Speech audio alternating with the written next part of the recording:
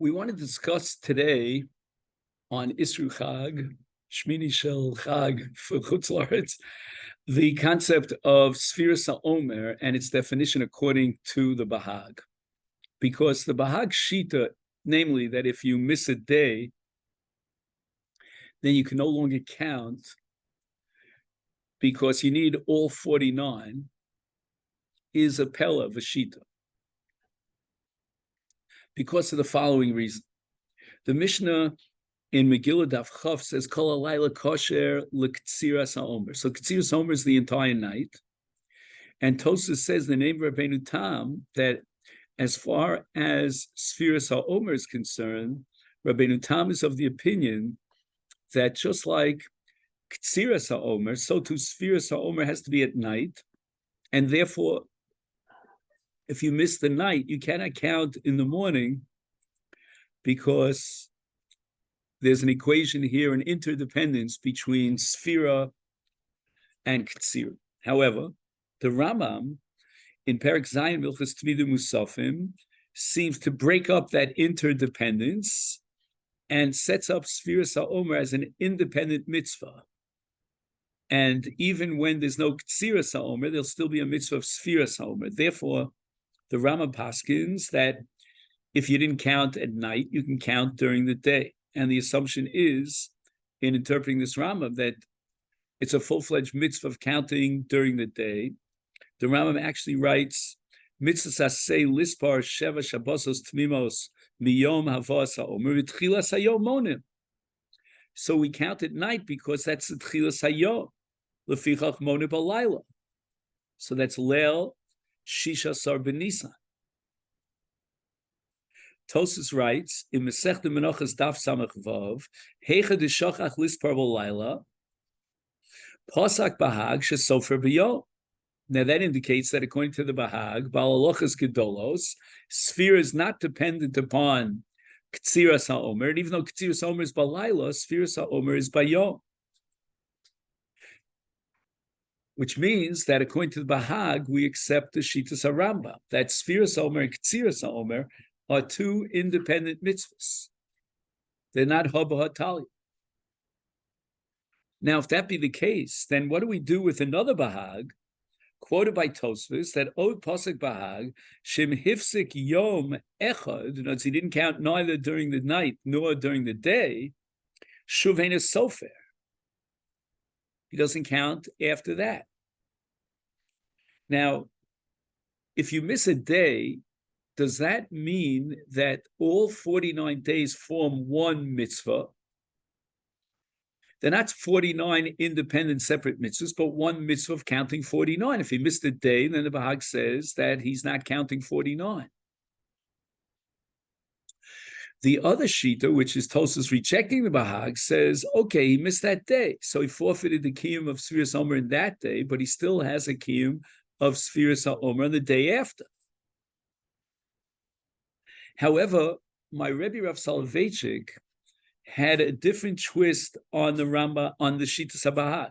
The Bahag also agrees that every night is a separate mitzvah. There are 49 mitzvahs. Each day generates its own chiyuv sfira. However, the Bahag requires a continuity. And if you miss a day, then you no longer have a continuity. And in the Sefer HaChinuch, according to one girsa, he quotes a shita of the Morenu Shebedorenu that Misha Shachach Yom Echad Yomar Emesh Hoya Kach V'Kach. And then Mona Cherim Im Kol Yisrael.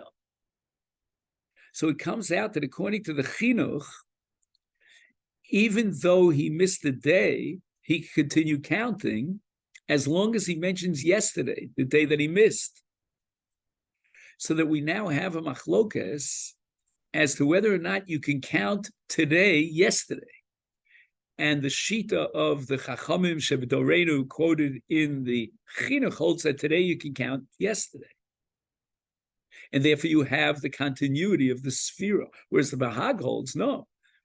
If you want to count during the day, you can count during the day of that Sfira, and you have a continuity. But if you missed an entire day, you can't count today for yesterday.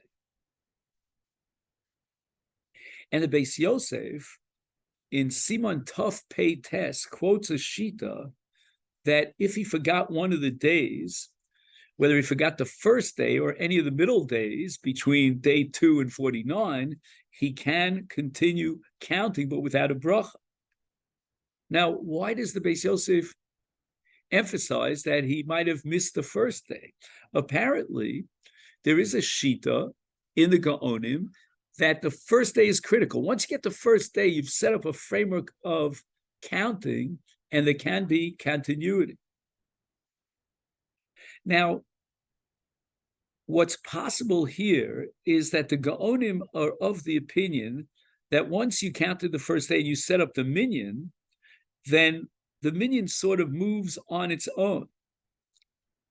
But if you missed the first day, then you haven't even set up a framework of a minyan. So let's wonder, according to the Bahag, if somebody has a sphere without kavanah shelo lotzes, so he cannot fulfill with that Maisa Sphira a Kiyum mitzvah of Sphira, because even if I hold mitzvahs ain't tzrichas kavanah, but here he had kavanah shelo lotzes. However, would he be able to continue counting with a bracha on the next day? And it could be that although his counting of yesterday, shelo l'shem mitzvah, was not a kiyum sphira, but it was a maisa sphira. Ma'inaf gemina, it sets up the hemshechius, that continuity that we need according to the Bahag.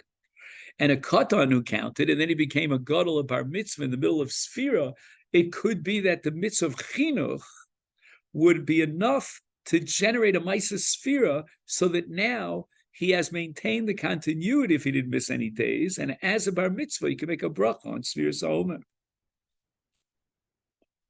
Now let's go back to Tosas and Masechta Megillah that we started with. Tosas quotes the Bahag that if he missed the day of Sphira, then he cannot continue counting. But if he missed at night, he can count during the day, but yet Tosas says, according to Bahag, he leaves out a bracha. And we said the following: if he's leaving out a bracha, that means that the mitzvah Sefirat HaOmer depends upon Ketziras HaOmer. It's got to be Balayla. But yet, on the other hand, Tosas quoting the Bahag says he should count during the day without a bracha. So what's going on over here? If Ketziras HaOmer generates the time for Sefirat HaOmer, then what's the point in counting during the day? It seems like an exercise in futility. If, on the other hand, Sefirat HaOmer is independent of Ketziras HaOmer, then why can't he recite a bracha during the day?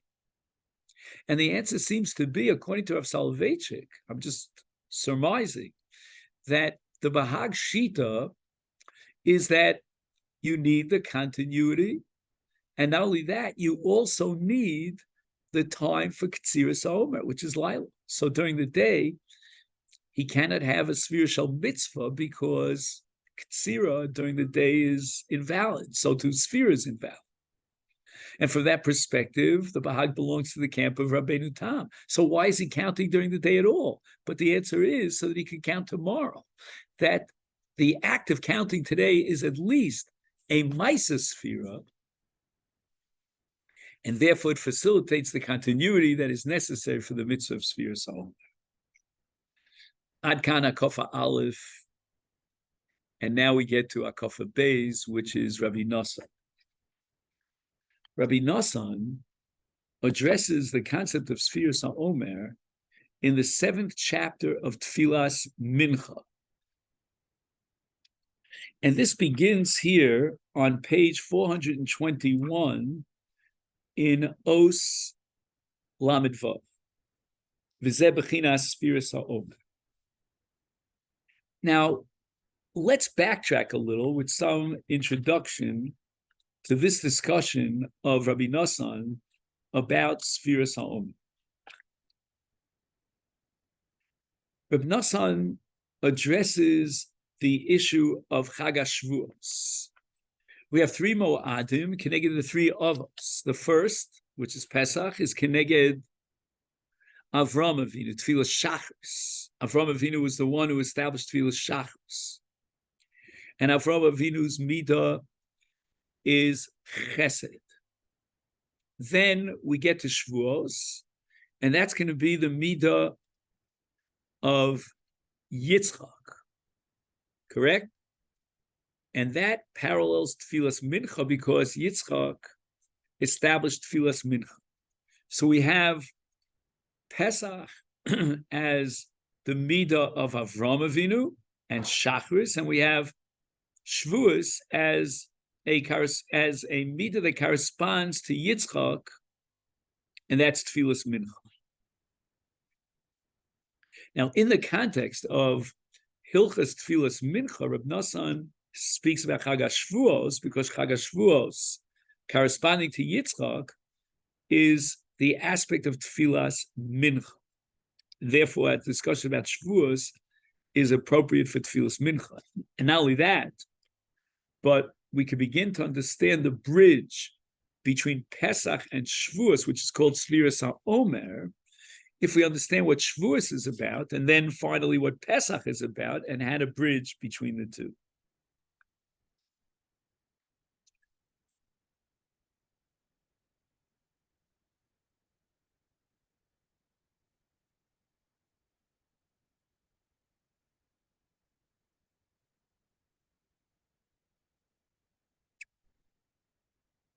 Shavuos, of course, commemorates Nesinas HaTorah,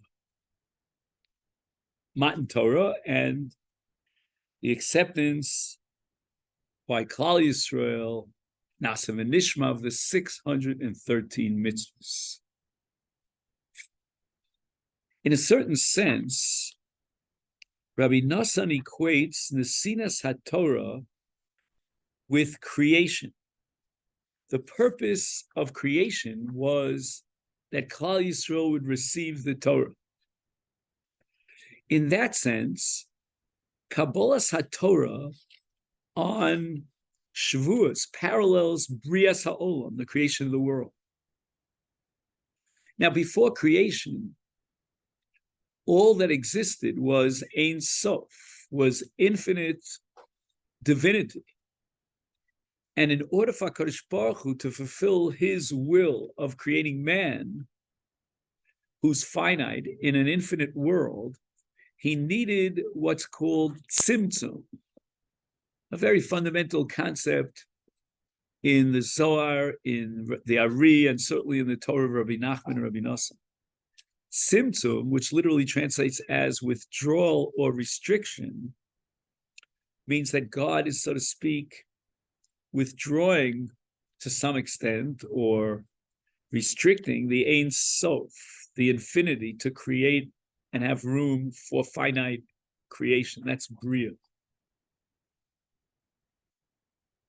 Now, with creation, not only does HaKadosh Baruch Hu engage in Tzimtzum, but we too have to engage in Tzimtzum, in a sense following or imitating the lead of HaKadosh Baruch Hu. Why do we need, as human beings, as part of this Bria, Tzimtzum?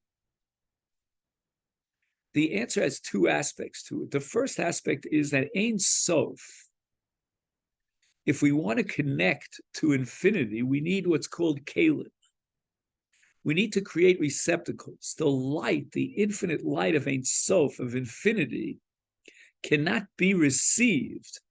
We cannot connect to that infinite light. It's so overwhelming without creating these tzimtzumim and these kalim.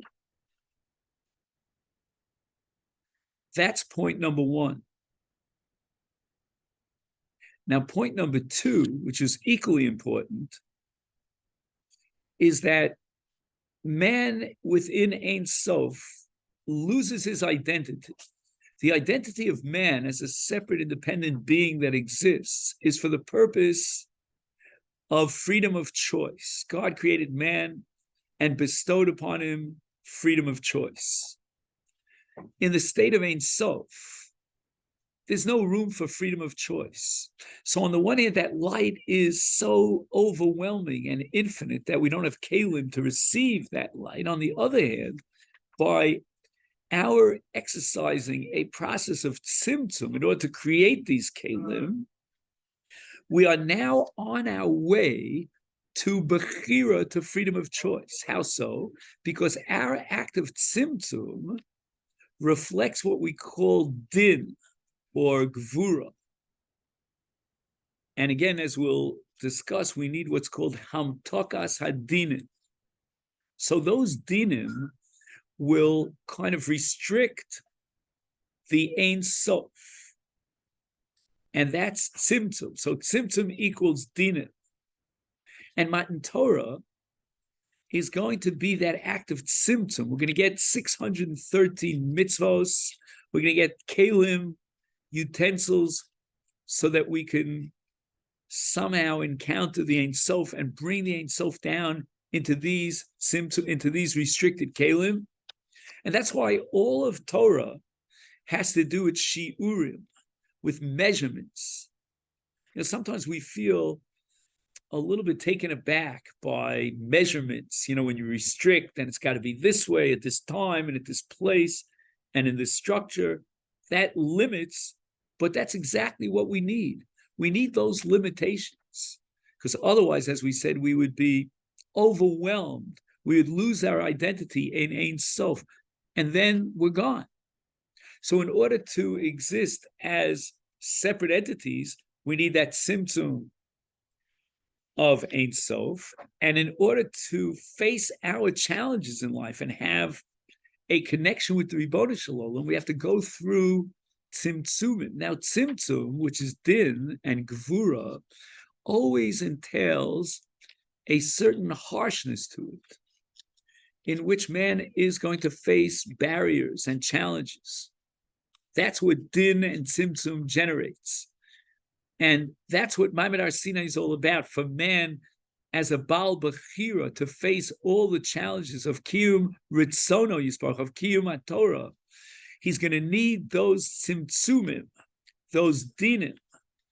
And there's a certain danger over here, because if those dinim control man, then he is going to fall prey to all those influences of gvuros and dinim that are generated, as we call them, by sitra achra. So now with Matan Torah, he has the tzimtzumim, he's got the taryag mitzvahs, the kalim, with which he can be mitmoded, as we would say. He can face the challenges, but he's going to have to follow the Torah to fulfill God's will with these tzimtzumim and always be aware of the challenges. Now, herein lies the relationship between Chag HaPesach and Chag HaShavuos.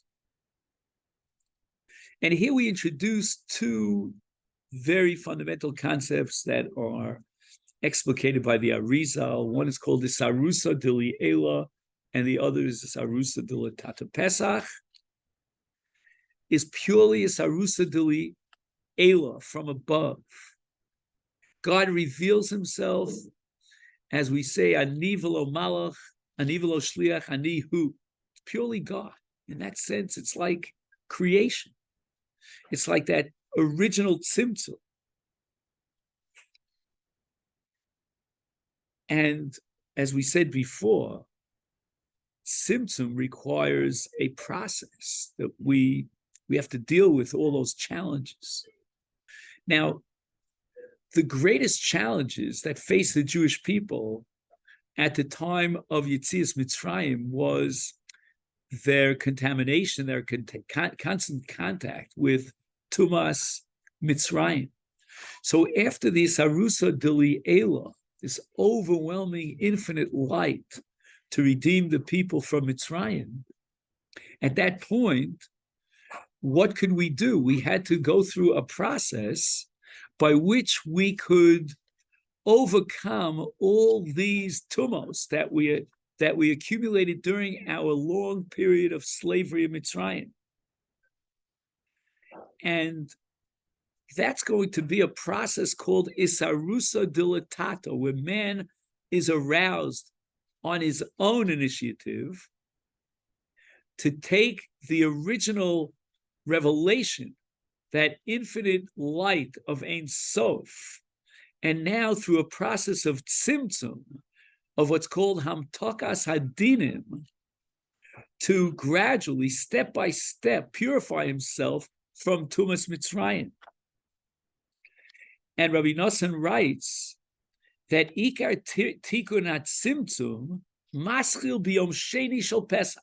So on the first day of Pesach, we have this revelation, is Harusa D'Li'ela, of the infinite light, like a creative light of HaKadosh Baruch Hu, with the Tzimtzum of HaKadosh Baruch Hu. Now, following the first day of Pesach, we enter into the period of the Omer. And the Omer is going to represent that level that we reached, a very low level, unfortunately, that we descended to as a result of all this time in Mitzrayim and contact and contamination with Tumas Mitzrayim. So now, starting with the bringing of the Omer on the second day, we bring a Minchas HaOmer Min HaSa'orim from barley, and that represents this low level of Tzimtzum, and now begins a process of Tikkun HaTzimtzumim. And there are going to be 7 weeks, and in each week we dedicate to a tikkun of a particular midah of the various spheros, as we discussed earlier. And within each week, we'll focus on a combination of 2 different midos. V'chol mitzvahs hasphira, the counting of spheros HaOmer, he tikkun hatzimtzum. Lispar hayomim, we count the days as they pass by. Usfartem lachem, we'll get back to the word lachem in just a minute. Mimachras haShabbos, miyom aviachem es Omer atnufa. So this is the day after we brought the Omer Sa'orim. Now, we said before that Mincha and Tfilas Mincha represents Yitzchak. And Yitzchak, we said, represents Gevura or Dinim, all a result of these Tzimtzumim, because Tzimtzum, as we said before, equals Dinim. And now we're on our way towards the holiday of Matan Torah, which is Keneged Yitzchak, which is Keneged the Korban Mincha, which is a tikkun of Tzimtzumim. And every day of Sphira, we move, we've projected one step further in the process of tikkun HaTzimtzumim until finally we could arrive at Matan Torah, at the ultimate Tfilas Mincha of Yitzchak's tikkun HaDinim, Hamtokas HaDinim of Tfilas Mincha. Ki b'yemei HaSphira tzrichim l'tayr atzmeinu mizhumas Mitzrayim. These days of Sphira, says Reb Nosson, are dedicated one day after the other. This is where it connects to Brisk, as we discussed earlier, the continuity of the Sphira, to purify ourselves. In the case of our Avoseinu b'Mitzrayim, Mizuamas Mitzrayim, and this is tshuva.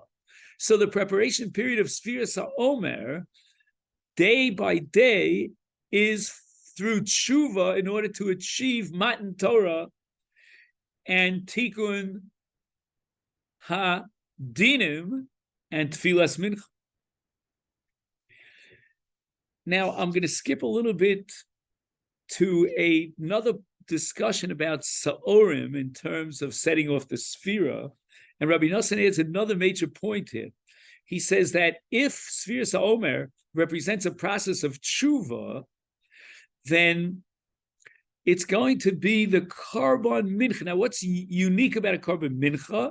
There's something called an Ani, a Korban Ani, and also is called a Dale Dalus, in which case the Ani cannot bring the Korban because he doesn't have the financial status, the ability to bring that Korban. He can't bring a Zevach. He's not even wealthy enough to afford 2 birds. He's got to bring this Korban Mincha made of flour. And this represents Bittul Gavaso Legamre Mincha Ki Ani. Mincha is represented by the Ani, the poverty-stricken, destitute, and that is a Bittul of Gaiva. The Dias Hargosha Shiflusa, when he recognizes that at the end of the day, he's impoverished. He really hasn't lived up to his potential. He's full of blemishes and imperfections. Then that awareness is called Shiflus Vikatnus. And now he wants to convert the Ra to Tov. All those imperfections now are, in a sense, projectiles to project him to Tov.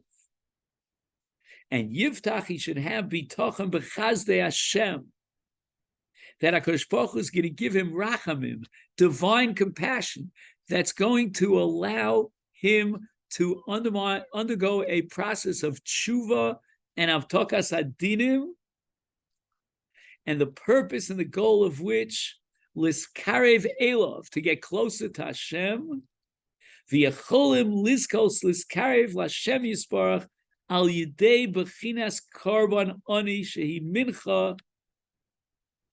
And even though he can't bring a most sophisticated zevach of kivsa, par, ayil, he can't even bring ofos, sheitar b'nei bnei Yonah. Afal pichein motza kodesh baruch hu takana berachmav hamerubim. He still has a takana. God, with his great infinite compassion, gave him a possibility of a takana sheyavi asiris ha'efa kemach. The gila bazev aromas bazev rachmav lo kolim liola. So in other words, even if a person is not capable of doing a full tshuva, he can still do and implement a partial tshuva. And that has to do with the karba mincha, which is brought by anius and even b'dalei dalus.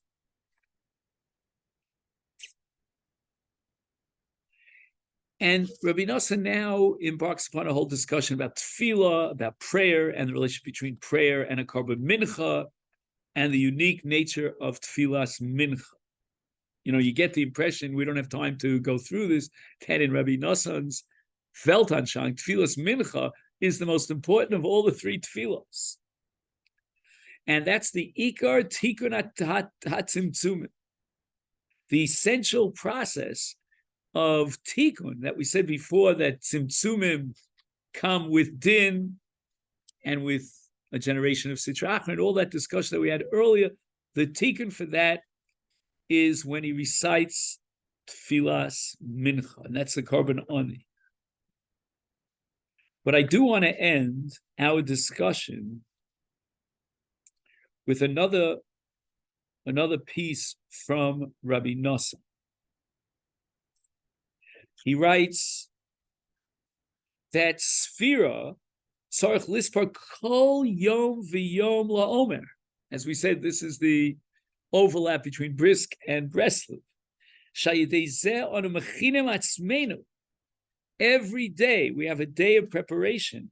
L'tayar atzmeinu l'kabolas haTorah, shu bechinas tshuva, ki ikar tikkun hasfir b'chol yom hu al yidei shetzrichem lispar arbaim v'tisha yom kol yom v'yom la'omer shu minchas ani v'dali dalus shal yidei zeh Yisrael b'via minchas HaOmer si orim b'beis hamikdash al yidei hakohanim al yidei zeh, through the sefira and the process of tshuva and purification that he undergoes, tikku, they established these tzimtzumim and the tikkun of those tzimtzumim. V'kol echad v'echad b'Yisrael, misha yirtza lochus al atzmo, he has compassion on himself. Loshuv l'Hashem Yisparach, yuchal loshuv al yidei kol nekuda v'nekuda tova. This is classic Rabbi Nachman of Breslov. Every person every day has to find and discover his nekuda tova. Ve'ikar tikkun hatzimtzumim v'yidei diburim shel tefillah. And that's the tikkun kol yom v'yom through tefillas mincha, the karban ani, which parallels the minchas HaOmer. Sheyitzamtzem mocho v'daito ba'ofen sheyoyer bo. When he's mitzamtzem his moach, that's the paradox here. He's going through a restriction of his moach. His yoyer bo is notzitzus halokuso Shubechinas or Ein Sof, but it's always going to be that revelation of the or Ein Sof, behadroga ubemida, gradual, according to that level, according to that measurement. Omer is a measurement. V'isgaber b'kol kolcho ala machshavos haros. That's the isarusa dilatata. And the Ikar, he says, this is the process of tikkun. But to quote another passage of Rabbi Nosson, usfartem lachem li'atzmechem, and it means kol echad tzarich lispar sfiras ha'omer b'chinas eschazkus li'atzmo. It's always got to be li'atzmo. Lachem means li'atzmo. Kefi mashahu. It's a very individual, subjective process of sphira.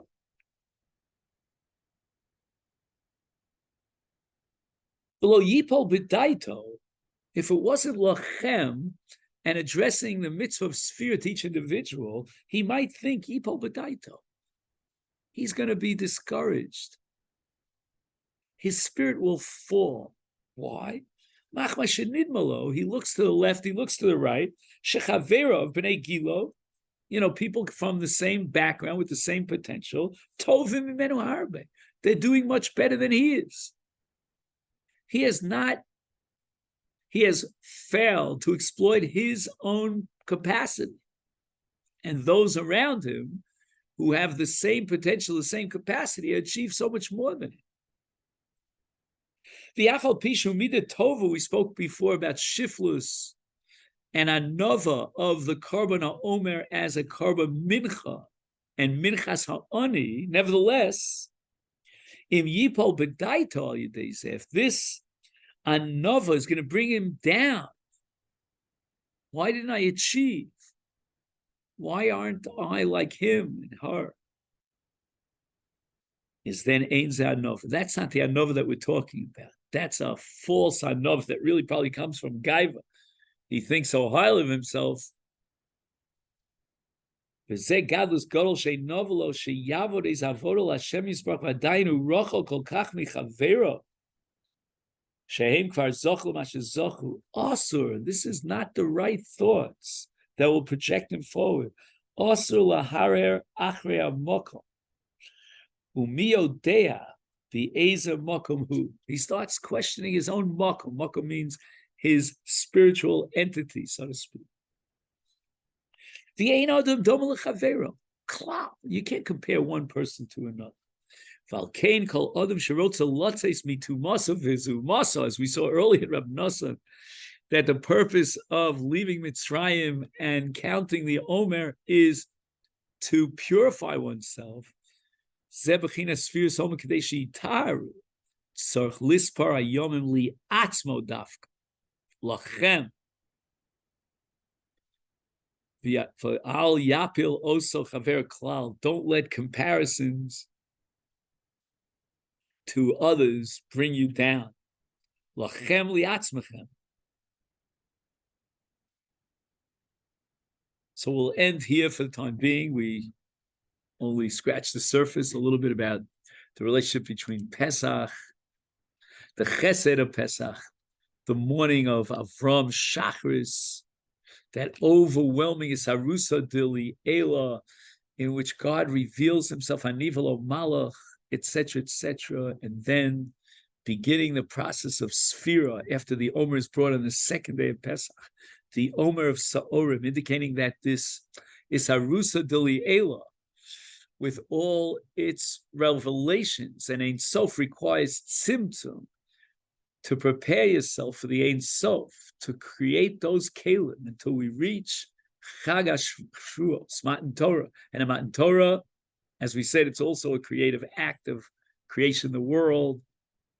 And then there's going to be tzimtzumim, there are going to be challenges. We accept the Taryag mitzvahs, b'mida ubahadroga.